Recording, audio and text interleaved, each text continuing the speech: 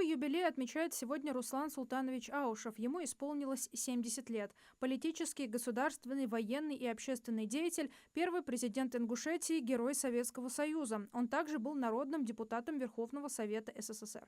Руслан Аушев – выпускник военной академии имени Фрунзе. С 1980 по 1982 годы он проходил службу в составе ограниченного контингента советских войск в Афганистане. За мужество и героизм, проявленные при оказании интернациональной помощи, ему присвоено звание Героя Советского Союза с вручением ордена Ленина и медали «Золотая звезда». В феврале 1993 года избран первым президентом республики. С юбилеем Руслана Аушева поздравил глава Ингушетии Махмуд Али Калиматов. Цитата: «Руслан Султанович стал руководителем республики в самый сложный период становления нашего региона. За годы своей плодотворной работы на посту президента Ингушетии Руслан Аушев внес неоценимый вклад в возрождение государственности и формирование институтов власти республики.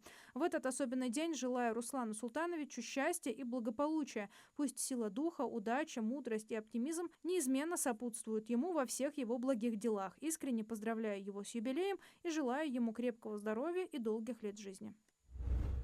В Ингушетии состоятся мероприятия, приуроченные ко Дню памяти жертв трагических событий осенью 1992 года и Дню памяти жертв политических репрессий. Традиционно главным событием станет траурная церемония, которая пройдет 30 октября в 11 часов на территории мемориального комплекса Гуазот-Кашмыш. В памятных мероприятиях примут участие представители органов государственной власти, депутаты, общественники, старейшины и жители региона. Для обеспечения общественного порядка и безопасности во время проведения мероприятий к работе будут привлечены сотрудники силовых структур, дислоцирующихся на территории республики.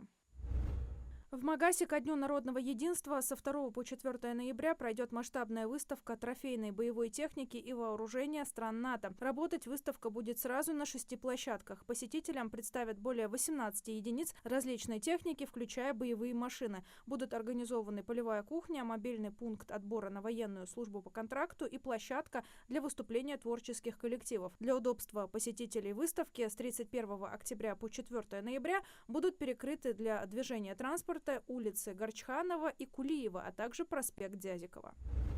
В Ингушетии отреставрировали каменный склеп, расположенный на территории башенного комплекса «Меллер», сообщили в пресс-службе Джайрахско-Асинского музея-заповедника. Реконструкция проводилась согласно ранее одобренной научно-проектной документации. Отмечается, что реставрация данного склепа являлась принципиальной задачей для властей республики. Связано это с тем, что постройка представляет собой один из самых крупных наземных могильников на территории Ингушетии, сохранившихся до наших дней. На данный момент здесь насчитывается 1 боевая, 5 полубоевых и 13 жилых башен, а также водяная мельница, каменный родник, 30 усыпальниц и 50 стел.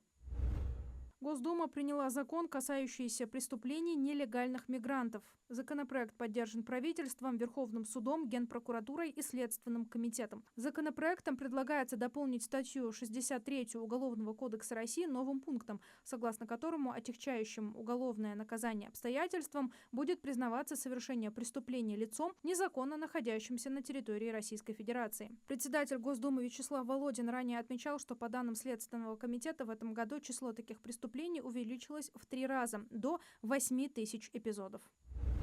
Банк России разрешил кредитным организациям совместно использовать новую технологию для расчета показателя долговой нагрузки потенциальных заемщиков. Это платформа или система счет-скоринга от компании Bloomtech, позволяющая банкам оперативно обмениваться обезличенной информацией о денежных поступлениях на счета клиентов физлиц без нарушения банковской тайны. Уже сейчас для расчета показателя долговой нагрузки банки могут использовать выписки по счетам заемщиков, а программный комплекс от Bloomtech позволяет обмениваться информацией в электронном виде согласия заемщика. В России могут освободить старших по дому от налога на доходы физических лиц. Об этом рассказал замглавы Комитета по строительству и ЖКХ Госдумы Александр Аксененко. Он напомнил, что в настоящее время старшие по дому получают зарплату по решению собрания жильцов. Она зависит от числа квартир в доме, и в больших городах, где сосредоточены крупные по площади жилые комплексы, еще может составлять приемлемую сумму. Депутат подчеркнул, что такой доход считается прибылью, и получатель платит НДФЛ и страховой взнос в размере 30%. При этом чаще всего должность старших по дому занимают активные пенсионеры, которые, даже если они получают минимальную зарплату в 5000 рублей, уже считаются работающими, и тогда их пенсия не индексируется.